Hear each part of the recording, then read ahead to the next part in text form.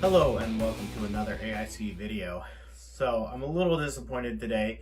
I went shooting this morning out in the desert and I spent a ton of time trying to record some video for you guys of actually shooting this ammo, and the wind was so bad it's unusable. In fact, at one point my tripod was even blown over by the wind. So unfortunately, let's get a little bit of a talking head and not actual demonstration of the ammo being used. But I want to talk about this because it was something I was interested in, and maybe it'll answer somebody's questions. So a while back, I bought this Winchester silver tip as my kind of EDC ammo. The reason for this is I have my Ruger LCP2 in 22 long rifle, and I fully understand and accept the disadvantages of carrying such a light round. And the most important thing to me with it is that I had as reliable of a 22 caliber ammo as I could get.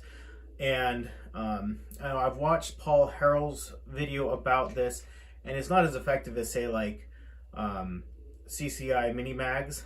The thing is, though, I've bought CCI mini mags before, and they weren't as reliable as I would have expected them to be. Now, I've been through a couple hundred rounds of the silver tip stuff, and it's been great. I have had exactly 0 ammo related issues with this. I have had a couple of gun related issues, and I'll talk about that here in just a second, but it's been as reliable as an ammo as I could expect it to be. So in that regard, to me, that's probably the most important thing, especially with a 22 long rifle.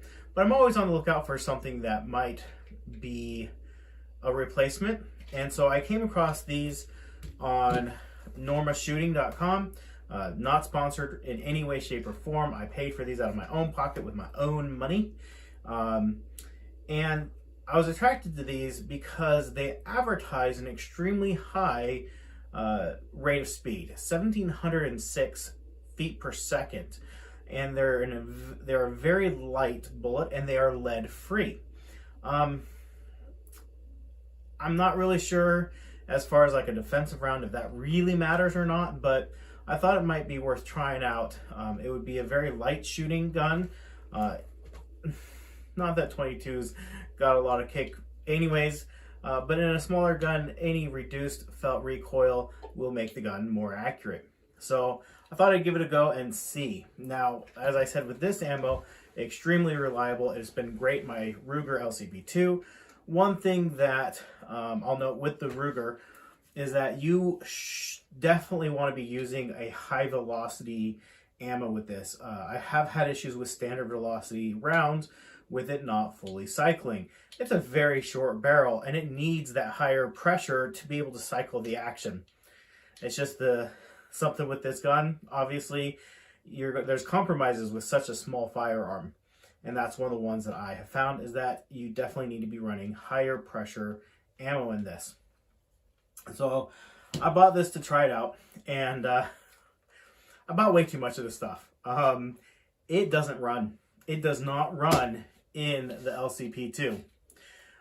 Basically, it doesn't have enough pressure to cycle. It doesn't eject the rounds. It doesn't even move the slide back. Like, there's no recoil, because it's almost like shooting an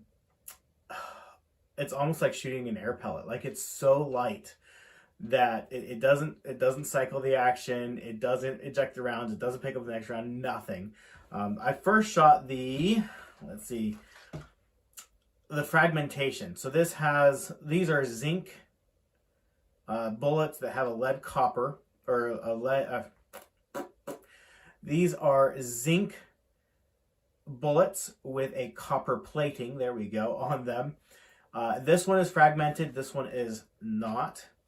And so I tried it my LCP2, and I got a big fat 0. Every single time I pulled the trigger, I would have to then manually cycle that next round. So I went to my Mark IV, same thing. It would not cycle the action on this. It was as if I had put this in a single shot mode, no semi-auto at all. It was not ejecting the rounds, wasn't picking up the next ones. Now, I went ahead and put it in my Taurus TX22. This firearm has an extremely light recoil spring compared to either of these two. And so it actually would occasionally eject the round. And in 15 rounds that I put through it, it picked up the next round once. That was it. So it ejected the rounds about a third of the time and then picked up the next round once on my very last round. And then I went to I didn't think it picked up that last round, so I went to cycle the action and it spat it out on the ground. So despite all that, I still ended up with the bullet on the ground. The other thing with these that I just thought I'd mention, they have a coating on them. Most 22 ammo that I've ever used, you can see how little. This is all I shot of this was 15 rounds of the non-segmented. And most 22 has some sort of coating, some sort of wax on there, so that it is lubricated in your firearm. This almost has like a slime on it. Like, it's a significant amount of whatever coating they put on here. It's a lot, it's sticky, and it's kind of unpleasant. It gets all over your hands. One of the worst ammos I've had in that regard. Like, my hands were really dirty afterwards. And then when I went to fire my guns, I was out in dirty environment. I was getting grime on these from these, and then the dirt was sticking to it. Because again, I was out in the desert. It was kind of windy today. And so I actually had to physically just clean the guns when I was done today of dirt and grime. Something I don't normally have to do, just because of the crap that was coming off on these onto my hands and then onto the guns, and then the dirt to stick into it. So I'm not impressed with this ammo at all. Now, I did fire it out of handguns. Obviously, the speed rating on here is out of probably a long gun, a 16-inch barrel. It doesn't say. I couldn't find that information on their website anywhere, what they used as far as the length of the barrel for these. I'm guessing at least a 16-inch barrel, probably even 18-inch. So I have a Ruger 1022 that I'm going to try these with, but these may be relegated to my revolver ammo. I have a couple of boxes of ammo that are dedicated to the revolver because it doesn't matter. It's a single action Ruger Wrangler, and so it doesn't care that if these will cycle or not in a semi-auto because it doesn't need it to. So that's where maybe these are going to be going. Unfortunately, they were kind of expensive. These are like $9 a box. Of course, this isn't much better, around $10, I think, a box. I want to say my cost was 20 cents a round on these. So pretty expensive for either of these ammos. This one, I'm okay. It's not target ammo. It's not practice ammo.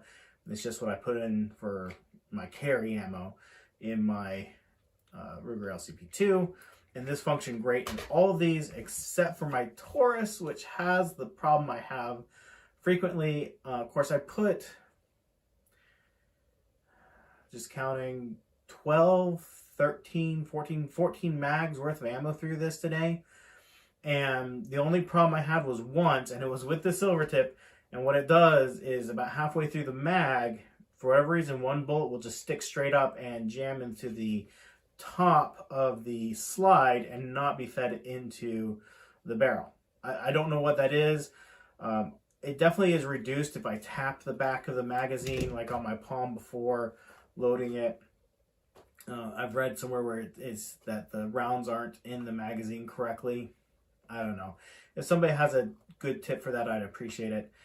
It's probably one of the things that's keeping me from really loving my Taurus is that it did happen only once today, but I've been at the range where it's happened 5, 6, 7 times, and it just gets old when everything else is running flawlessly to have that problem with my Taurus. So anyways, if you have any thoughts, comments, questions, let me know. Don't bother with the Norma lead free unless you really have a specific use case. And if you do, let me know what it is, because I am not impressed with this right now. Again, I need to fire it in a rifle, but I will be firing this in a rifle. I have lots of other rifle ammo I could use, I guess.